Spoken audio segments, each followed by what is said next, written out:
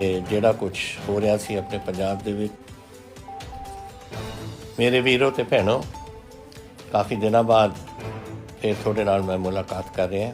ਕਾਰਨ ਇਹ ਨੇ ਕਿ ਜਿਹੜਾ ਕੁਛ ਹੋ ਰਿਹਾ ਸੀ ਆਪਣੇ ਪੰਜਾਬ ਦੇ ਵਿੱਚ, ਕਿਸਾਨ ਅੰਦੋਲਨ, ਹੋਰ ਜਿਹੜੇ ਕੋਵਿਡ ਦੇ ਮਸਲੇ ਸੇ, ਉਹਦੇ ਕਰਕੇ ਥੋੜ੍ਹੀ ਡਿਲੇ ਹੋਈ ਹੈ। ਔਰ ਮੈਂ ਇਹਦੀ ਮਾफ़ੀ ਚਾਹੁੰਦਾ ਕਿਉਂਕਿ ਮੈਂ ਤੁਹਾਨੂੰ ਵਾਅਦਾ ਕੀਤਾ ਸੀ ਕਿ ਹਰ ਹਫ਼ਤੇ ਤੁਹਾਡੇ ਨਾਲ ਮੈਂ ਗੱਲ ਕਰਾਂਗਾ। ਪਹਿਲੀ ਗੱਲ ਮੇਰਾ ਖਿਆਲ ਜਿਹੜੀ ਤੁਸੀਂ ਸੁਣਨਾ ਚਾਹੋਗੇ ਕਿ ਇੱਕ ਕਿਸਾਨੀ ਦਾ ਜਿਹੜਾ ਕੁਝ ਮਸਲਾ ਚੱਲਿਆ ਹੋਇਆ। ਦੇਖੋ, ਪੰਜਾਬ ਦੀ ਜਿਹੜੀ ਧਰਤੀ ਹੈ ਇਸ ਦੇਸ਼ ਨੂੰ ਅੰਨ ਖਵਾਉਂਦੀ ਹੈ, ਔਰ ਪੰਜਾਬ ਦੇ ਜਿਹੜੇ ਲੋਕ ਨੇ ਉਹ ਹਿੰਮਤ ਨਾਲ ਉਹ ਪੈਦਾਵਾਰ ਕਰਦੇ ਨੇ ਆਪਣੇ ਜਿਹੜਾ ਕੁਛ ਵੀ ਅੰਨ ਹੈ ਜੋ ਦੇਸ਼ ਨੂੰ ਚਾਹੀਦਾ, ਚਾਹੇ ਝੋਨਾ ਹੋਇਆ, ਚਾਹੇ ਕਣਕ ਹੋਈ, ਚਾਹੇ ਕੋਈ ਹੋਰ ਫਸਲਾਂ ਹੋਈਆਂ।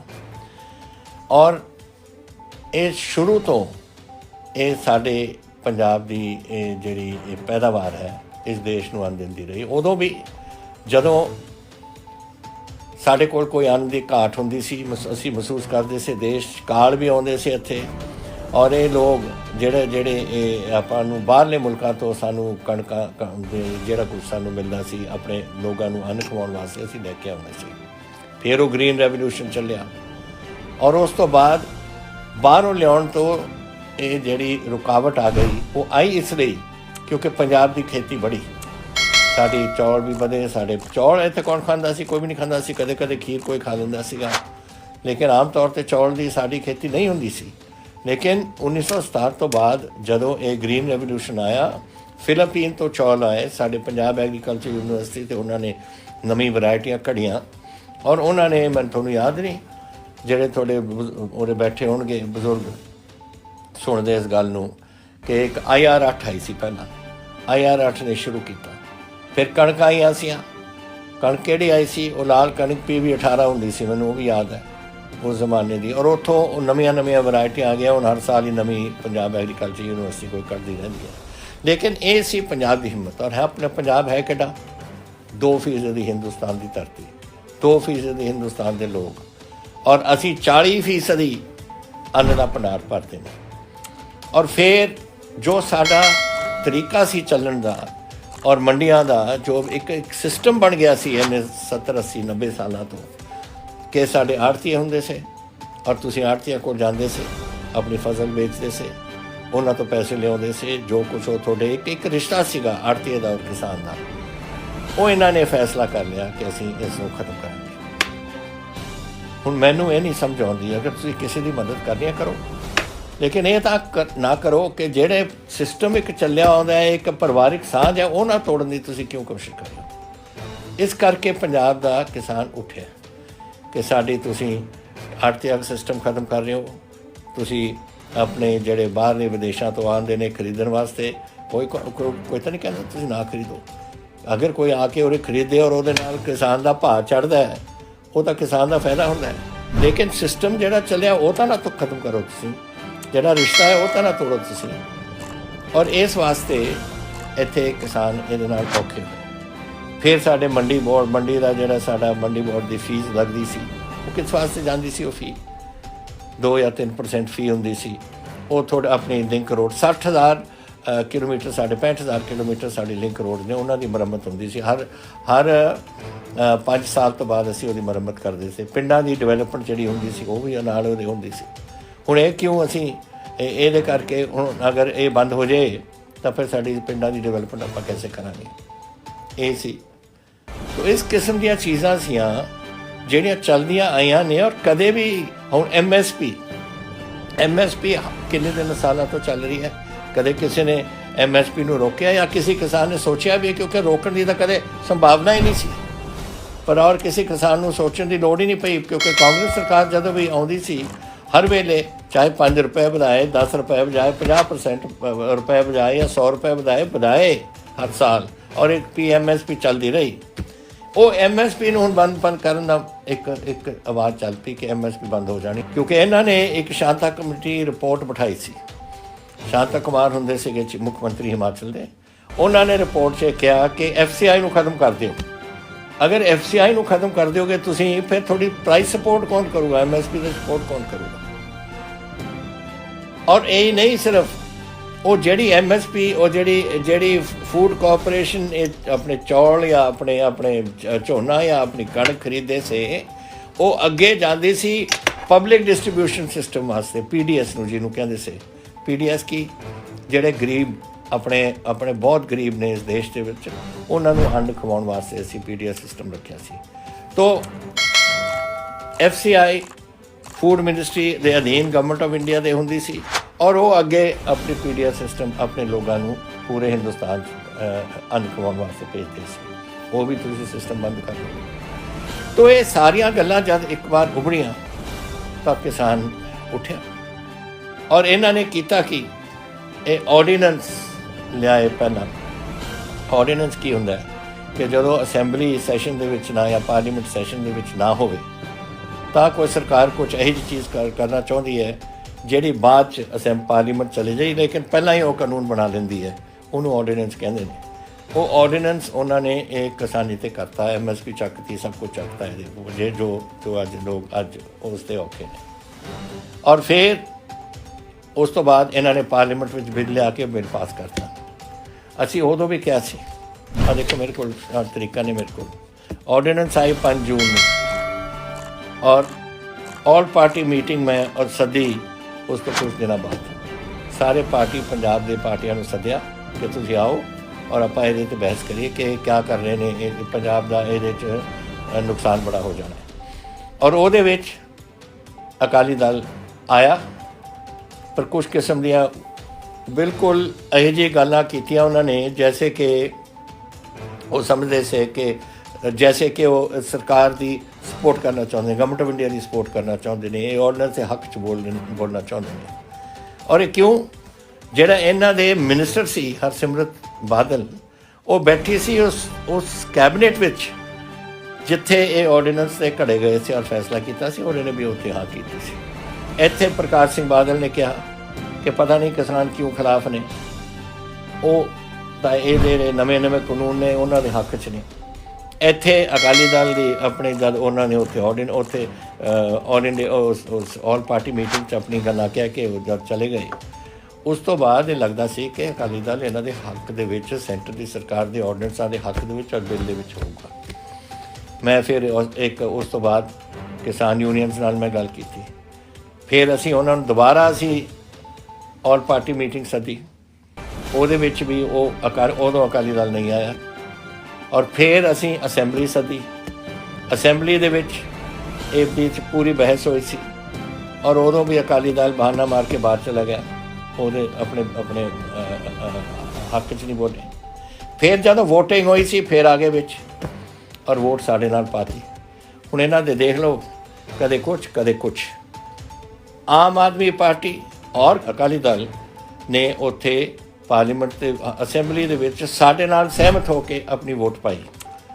ਸਾਡੇ ਨਾਲ ਫਿਰ ਗਏ ਗਵਰਨਰ ਸਾਹਿਬ ਕੋਲ, ਔਰ ਉਹ ਬਿੱਲ ਦੀ ਕਾਪੀ ਅਸੀਂ ਫੜਾ ਕੇ ਆਏ ਕਿ ਅਸੈਂਬਲੀ ਨੇ ਪਾਸ ਕਰ ਦਿੱਤਾ, ਹੁਣ ਸਾਡੇ ਵੱਲੋਂ ਐਕਟ ਬਣ ਗਿਆ। ਗਵਰਨਰ ਸਾਹਿਬ ਤੁਸੀਂ ਹੁਣ ਇਸ ਨੂੰ ਰਾਸ਼ਟਰਪਤੀ ਜੀ ਕੋਲ ਭੇਜੋ ਔਰ ਉਸ ਨੂੰ ਕਰਵਾਓ।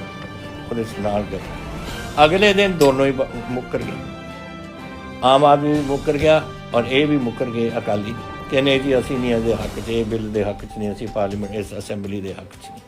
ਇਹ ਰੋਜ਼ ਕੇਜਰੀਵਾਲ ਦਿੱਲੀ ਵਾਲਾ ਔਰ ਦੂਜਾ ਇਹ ਆਪਣਾ ਭਗਵੰਤ ਮਾਨ ਔਰ ਸੁਖਬੀਰ ਬਾਦਲ ਇੱਕੋ ਹੀ ਗੱਲ ਕਹਿੰਦੇ ਨੇ ਕਿ ਕਾਂਗਰਸ ਵੀ ਇਹਦੇ ਵਿੱਚ ਸ਼ਾਮਿਲ ਹੈ। ਇਹ ਜਿਹੜਾ ਫੈਸਲਾ ਕੀਤਾ ਸੀ ਦਿੱਲੀ ਨੇ ਔਰ ਇੱਕ ਕਮੇਟੀ ਬਣਾਈ ਸੀ ਫੈਸਲੇ ਕਰਾਉਣ ਵਾਸਤੇ, ਉਹਦੇ ਵਿੱਚ ਕਾਂਗਰਸ ਦੀ ਸਰਕਾਰ, ਪੰਜਾਬ ਸਰਕਾਰ ਵੀ ਉਹਦੇ ਹਿੱਸੇਦਾਰ ਸੀ। ਮੈਂ ਤੁਹਾਨੂੰ ਦੱਸਣਾ ਚਾਹੁੰਦਾ ਇੱਕ ਵਾਰ, ਇਹ ਟੋਟਲ ਝੂਠ ਹੈ।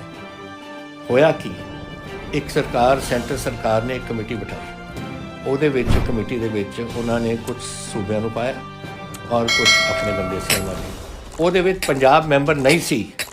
ਆਹ ਹੈ ਇਹਦੀ ਕਮੇਟੀ ਦੀ ਜਿਹੜੀ ਇਹਨਾਂ ਨੇ ਇਸ ਵੇਲੇ ਗਵਰਨਮੈਂਟ ਆਫ ਇੰਡੀਆ ਨੇ ਬਣਾਈ ਸੀ। ਮੈਂ ਪੜ੍ਹ ਕੇ ਸੁਣਾ ਦਿੰਦਾ। High powered committee of chief ministers constituted for transformation for Indian agriculture. Maharashtra CM Devendra Fadnavis to be the chair convener. CMs of Karnataka, Haryana, Arunachal Pradesh, Gujarat, UP, Madhya Pradesh and Union Minister of Agriculture, RD and Panchayati Raj to be the members. Punjab किते नहीं ये विच ना होना। Member Niti Ayog Ramesh Chand to be the member secretary. Committee to discuss measures for transformation of agriculture and raising farmers' income. किसी और काम वास्ते. Modalities for adoption and time-bound implementation of agricultural sector reforms to be suggested by the committee. Committee to submit its report in 2 months. दसो किते पंजाब का नाम है इस 'ਚ।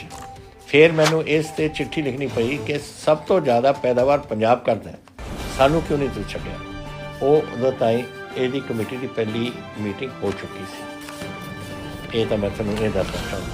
सैकेंड फिर मैं दसना चाहुंदा उस मीटिंग दूजी मीटिंग मनप्रीत बादल दी ये जो उत्थे मिनट्स ने उस मीटिंग दे जिहड़ी मीटिंग हुई सी 26 अगस्त ਨੂੰ ਉਹਦੇ ਵਿੱਚ ਮਿੰਟਸ ਨੇ। ਪਹਿਲਾਂ ਬੋਲੇ ਸੇ कोई और चीफ मिनिस्टर, फिर फाइनेंस मिनिस्टर पंजाब जिन्हें एक क्या सी कि Punjab is considered a food basket of India. The emphasis of the state government has been on production and productivity during last 50 years, and now the state government is focusing on farmers' welfare. In view of our population of more than 1.3 billion, the food and nutrition security is a prime concern, and no country in the world can supplement for food and nutrition security of India in case of deficit. He cautioned against dilution of any policy that negatively affects sustainable food security. And then he said this much, and देख लो आया उरे तक फिर खट्टर बोलिया सी इस तो बाद। तो इन्ना पॉइंट सी जिहड़ा मिस्टर बादल ने अपने सेकंड मीटिंग के बाद किया on issues related to financial matters. और फिर जो फाइनल साढ़े पंजाब वालों गवर्नमेंट गई सी report this 4/11/2019 to the member national institute for transforming India NITI Aayog government of India उन्होंने एक पंजाब की रिपोर्ट है एंड वो ऐ खत्म होती है। मैं पढ़ के तुहानूं सुणाना जिहड़ा पीला हिस्सा तुसीं देख रहे हो। It says with a view to safeguard the interest of farmers and to ensure the food security in the country, it is emphasized that system of minimum support price and the assured procurement of crops by Government of India must continue. It is recommended that other MSP crops where full and assured procurement is not being undertaken by Government of India, such as cotton, maize, oilseeds and pulses, should be procured fully at the MSP fixed by Government of India to encourage farmers to diversify away from paddy, which is water intensive. This will have a huge positive environmental impact while at the same time assuring farmers of income livelihood. आ है जो असी sari Punjab government का stand है और जो असी भेजे साढ़े विधान सभा दे विच जो असी फैसला किया सी यूनैनिमस उत्ते फैसला होया सी ओहदा निचोड़ है ये जिहड़ा असी तुहानूं भेजिया दिखा रहे। सो आ जिहड़ा ये सियासत खेली जा रही है इस गल ते ये बड़ी अफसोस की गल है मैनूं कि सारे जानते हैं। केजरीवाल नूं भी पता है असलियत की है और उसनूं भी पता है भगवंत मान नूं और दूजा हरपाल चीमा ये तीन लगे ने इस काम च और दूजे पासे सुखबीर बादल नूं भी पता है उन्हें भी पता है। वो पहला तो सुखबीर बादल वगैरह तक खिलाफ जान और फिर साढ़े मोटेदार तो बंदूक चलानी चाहते हैं। किस किस्म के लोग ने सियासतदान मैनूं नहीं समझाते टोटल झूठे और आ किस्म का जिहड़ा प्रोपेगेंडा है बिल्कुल गलत प्रोपेगेंडा है। और ये मैं आस करदा कि तुसीं इस गल नूं समझ लो मेरे वालों क्योंकि मैं चाहता सी खास करके मैं पहला ये गल उठाना नहीं चाहता सी लेकिन ये जदों ये बाली कर डेली देख लो हरपाल चीमा की बोली जाता है या भगवंत मान की बोली जाता है या उन्होंने जिहड़ा मुखी बैठा उत्थे केजरीवाल की बोली जाता है इधरले पासे अकाली बोली जाते हैं। झूठ बोलन क्योंकि हद होंदी है किसी गल की और मैं आस करदा कि तुसीं जद इहो जी गल्लां करनगे तुसीं पुछो कि तुसीं झूठ क्यों बोलदे हो पर इन्हां दी आदत बन गई है कुछ। हुण ये मैनूं कहण दी लोड़ इसलिए पई क्योंकि ये कोई सियासी गल नहीं है। ये ना अकाली दल की गल है ना कांग्रेस पार्टी की गल है ना किसी आम आदमी पार्टी या किसी होर पार्टी की।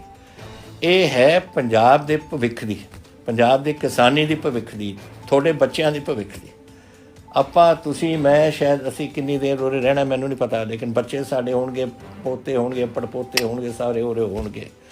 ਅਗਰ ਅੱਜ ਅਸੀਂ ਇੱਥੇ ਕੋਈ ਇਸ ਦਾ ਸਾਹਮਣਾ ਨਹੀਂ ਕਰਦੇ ਔਰ ਇਹ ਰੁਕਾਵਟ ਨਹੀਂ ਪਾਉਂਦੇ ਜੋ ਅੱਜ ਸੈਂਟਰ ਦੀ ਸਰਕਾਰ ਕਰਨਾ ਚਾਹੁੰਦੀ ਹੈ, ਤਾਂ ਸਾਡੇ ਬੱਚੇ ਆਉਣ ਵਾਲੀ ਪੀੜ੍ਹੀ ਦੇ ਕੋਈ ਭਵਿੱਖ ਨਹੀਂ ਹੋਣਾ।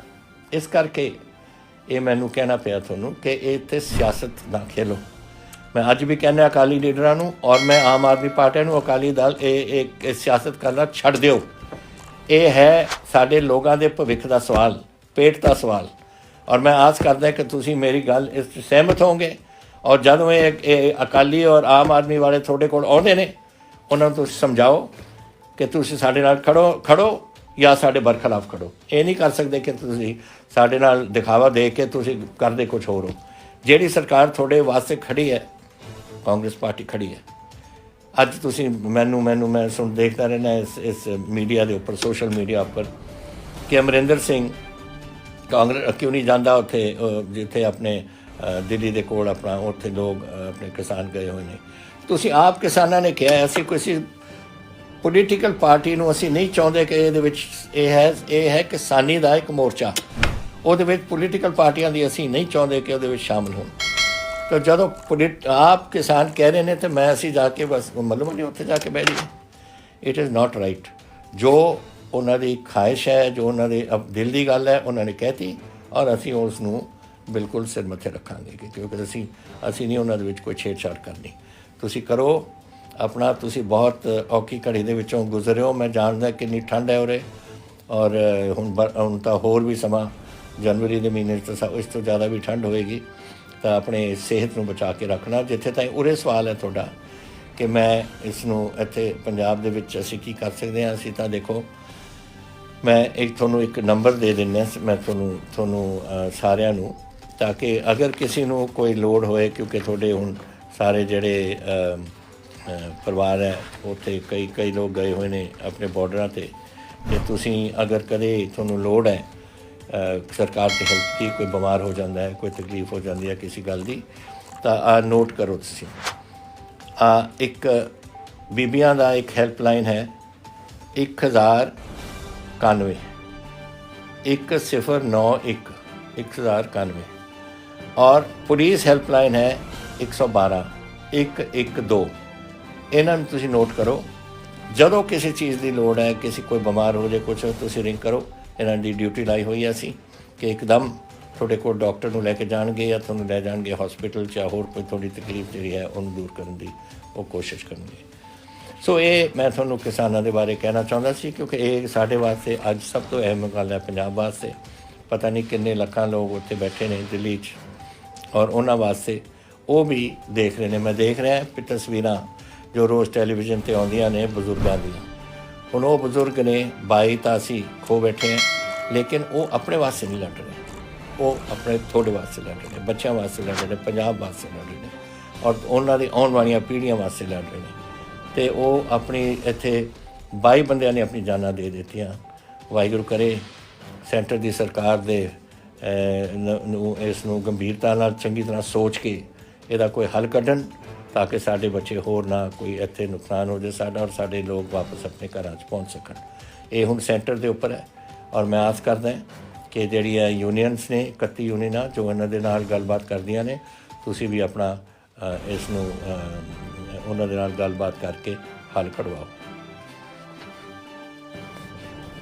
ਦੂਸਰੀ ਜਿਹੜੀ ਗੱਲ ਤੁਸੀਂ ਅੱਜ ਮੈਨੂੰ ਪੁੱਛਿਆ ਕਿ ਇਹ ਬੱਸਾਂ ਦੀ, ਇਹ ਸੁਖਚੈਨ ਸਿੰਘ ਜੀ ਸੇਖੋਂ ਨੇ ਬਠਿੰਡੇ ਦੇ, ਇਹ ਪੁੱਛ ਰਹੇ ਨੇ ਕਿ ਤੁਸੀਂ ਔਰਤਾਂ ਵਾਸਤੇ ਬੱਸ ਦਾ ਜਿਹੜਾ ਅੱਧਾ ਕਿਰਾਇਆ ਦਾ ਜਿਹੜੀ ਸਕੀਮ ਸੀ ਉਹਦਾ ਕੀ ਕੀਤਾ। ਉਹਦਾ ਅਸੀਂ ਫਾਈਨਲ ਕਰ ਦਿੱਤਾ ਸੀਗਾ ਔਰ ਸ਼ੁਰੂ ਹੋ ਜਾਣਾ ਸੀ ਅਗਰ ਇਹ ਕੋਵਿਡ ਮਾਰਚ ਤੋਂ ਨਾ ਚੱਲਦਾ। ਸਾਰੀਆਂ ਬੱਸਾਂ ਤੁਹਾਨੂੰ ਪਤਾ ਕਈ ਮਹੀਨੇ ਤਾਂ ਬੰਦ ਰਹੀਆਂ, ਕੋਈ ਉੱਥੇ ਟ੍ਰੈਫਿਕ ਨਹੀਂ ਸੀ, ਕੁਛ ਨਹੀਂ ਸੀ। ਆਹਿਸਤਾ ਚੱਲਿਆ।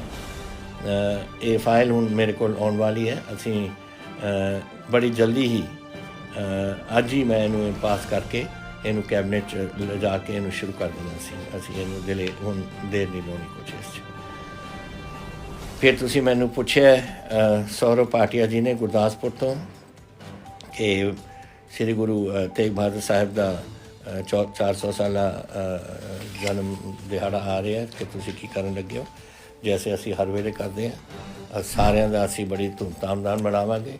ਕਮੇਟੀ ਬਣੀ ਹੋਈ ਹੈ ਪੰਜਾਬ ਪੱਧਰ ਦੀ, ਜਿਹਦੇ ਮੇਰੇ ਚੇਅਰਮੈਨ ਦੇ ਅਧੀਨ, ਚੇਅਰਮਨੀ ਦੇ ਅਧੀਨ, ਔਰ ਅਸੀਂ ਇਸ ਨੂੰ ਪੂਰੇ ਤਰੀਕੇ ਨਾਲ ਜਿੱਥੇ ਵੀ ਨੌਵੇਂ ਪਾਤਸ਼ਾਹ ਗਏ ਨੇ, ਬਾਬਾ ਬਕਾਲਾ ਹੋਇਆ ਜਾਂ ਜਿੱਥੇ ਵੀ ਉਹਨਾਂ ਦੇ ਚਰਨ ਪਏ ਨੇ, ਉੱਥੇ ਅਸੀਂ ਜਿਹੜਾ ਕੁਛ ਨਾ ਕੁਛ ਕਰਾਂਗੇ ਤਾਂ ਕਿ ਉਹਨਾਂ ਦੀ ਯਾਦ ਸਦਾ ਵਾਸਤੇ ਤਾਂ ਹੁੰਦੀ ਹੈ ਸਾਡੇ ਸਾਰੇ ਮਨਾਂ ਦੇ ਵਿੱਚ ਹੈ ਹੀ, ਲੇਕਿਨ ਉੱਥੇ ਕੁਝ ਬਣਾਵਾਂਗੇ ਤਾਂ ਕਿ ਆਹ 400 ਸਾਲਾਂ ਦੀ ਸਦਾ ਵਾਸਤੇ ਯਾਦ ਲੋਕ ਰੱਖਣ।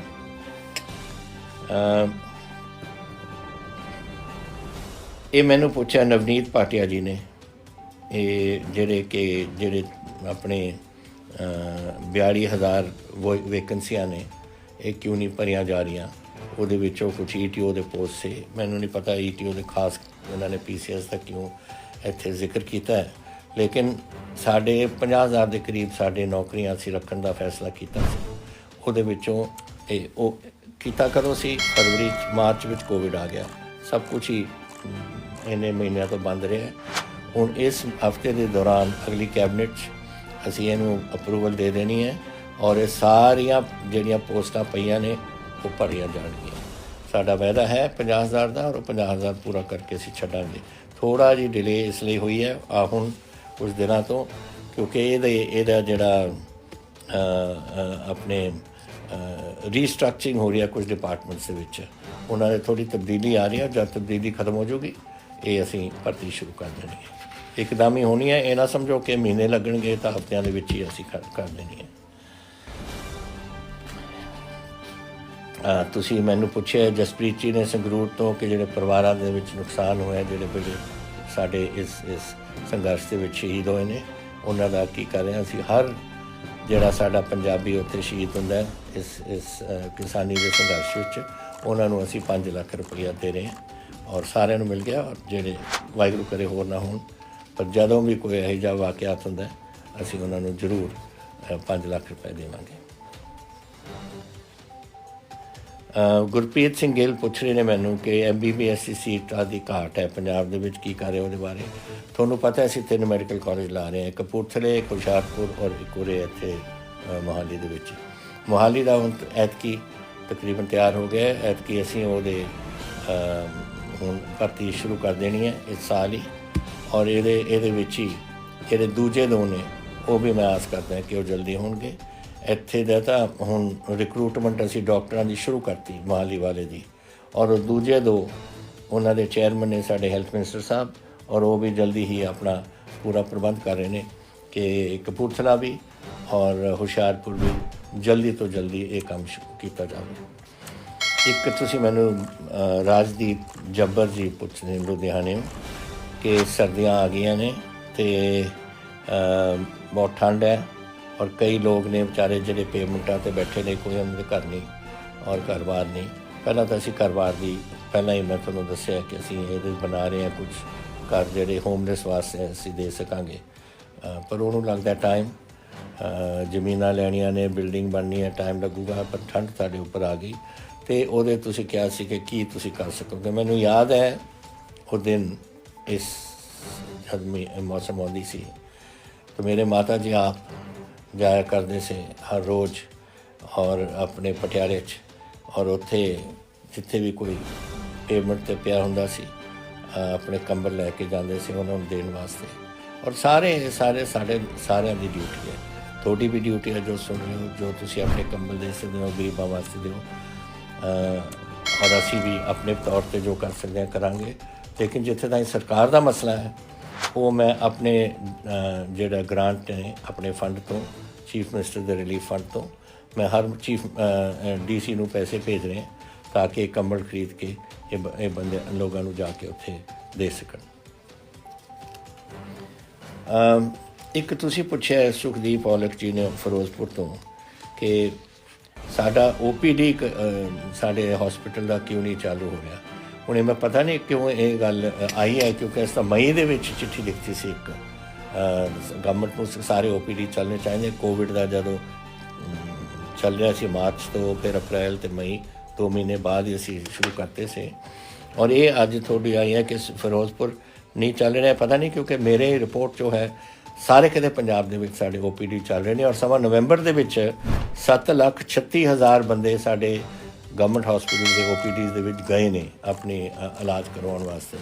कि फिरोजपुर नहीं चल रहा, ये मैं पता करूँगा की कारण है कि नहीं चल रहा, लेकिन पूरे पंजाब दे विच इस वेले कोई प्रॉब्लम नहीं है, सारे चल रहे हैं। परमजीत लुधियाना तो कहते ने पुछते ने कि जी तुसी VIP नंबर बैंड करते, तुसी रैड बीकन भी बैंड करते से, ते ये VIP कल्चर का जोड़ा तुसी कदम चुके ने अच्छी गल्लां ने। ये तो बड़ी गड़बड़ हो रही सी। इस तुहानूं पता की हुंदा सी, एक नंबर 4 गड्डियां असी पकड़े ने पंजाब दे विच। ऐसे ही लोग अपने आप जोड़ा नंबर पसंद करता वही बना के लिख के अपने नंबर प्लेट बना लेंदे से। तो ये गल्लां सारियां असी बंद कीतियां ने।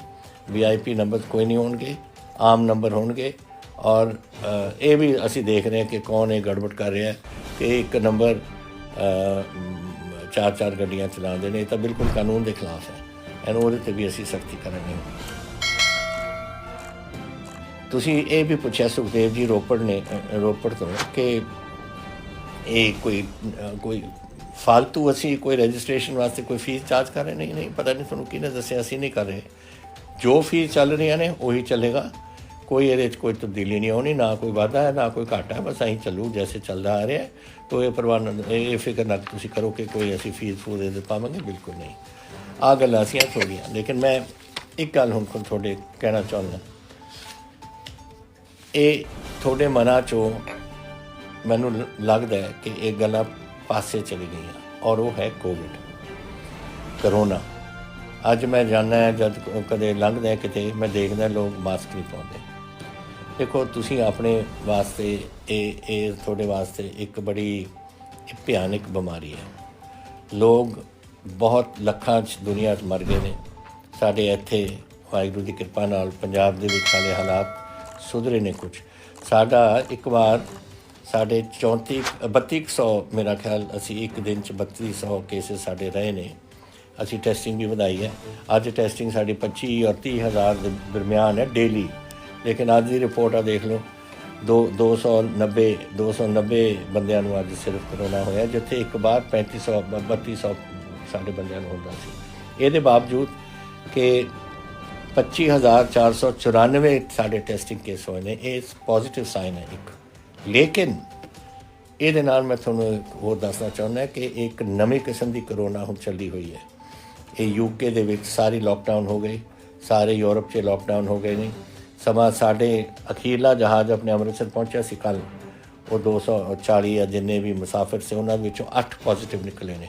हुण ये नहीं पता सानू कि ये नवी करोना है या पुरानी करोना है, ये पता। लेकिन UK दे फ्लाइटां सारियां UK तो बाहर और UK नूं जाण वालियां 28 मुल्कां ने बंद करती सी कल तक, हुण होर भी मुल्कां ने बंद कर देणियां ने।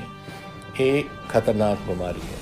ये नाल जिन्हां नूं हुंदी है उन्हां दी ठीक बेशक हो जाण, वाहिगुरू उन्हां दी जान बख्श दिंदा है। लेकिन बाद च कमज़ोरी जिहड़ी आउंदी है थोड़े नुकसान करेगी। तो मैं तुहानूं फिर बेनती करदा कि इहदा ध्यान रखो। ये कोई छोटी मोटी बीमारी नहीं, ये ठंड की बीमारी कि किसी नूं ठंड लग जाए तुसीं कोट पा लोगे, ये बिल्कुल कोई काम नहीं है। ये है बीमारी जो थोड़े विच जाती है और थोनू अहे जी थोनू कमज़ोरी आउंदी है कि बाद विच थोनू तकलीफ बहुत होंदी है। तो मेरी थोनू सारिਆਂ ਨੂੰ पंजाब ਦੀ बेनती है कि प्लीज़ जो डॉक्टरां ने कहा है मास्क पाओ। मेरे अज कई अफसर डाउन ने, अज बेचारे कई साढ़े साथी डाउन ने। क्यों डाउन ने? क्योंकि इन्हें सानू साड़ी ड्यूटी है लोगों को मिलना। जब असी लोगों को मिलते हैं, साढ़े ऑफिसर्स की ड्यूटी है लोगों को मिलना, वो किसी न किसी बीमारी हो जाती। हुण ये जिहड़े 240 कल पहुँचे ने अमृतसर, 8 बंदे उन्होंने पॉजिटिव निकले ने और वो उन्होंने असी उत्थे किया होया क्वारंटीन। यही दिल्ली दे विच होया, उत्थे भी एक कोई जहाज़ आ गया सी कदों उत्थे होया। सो ये काम मुक्या नहीं, हाले ये बढ़ रहा। जरूर है कमी, जरूर है। जैसे मैं हुण तुहानूं दस्सिया कि 290 बंदियां नूं कल होया, उहदे विच पर 18 की मौत भी हुई है।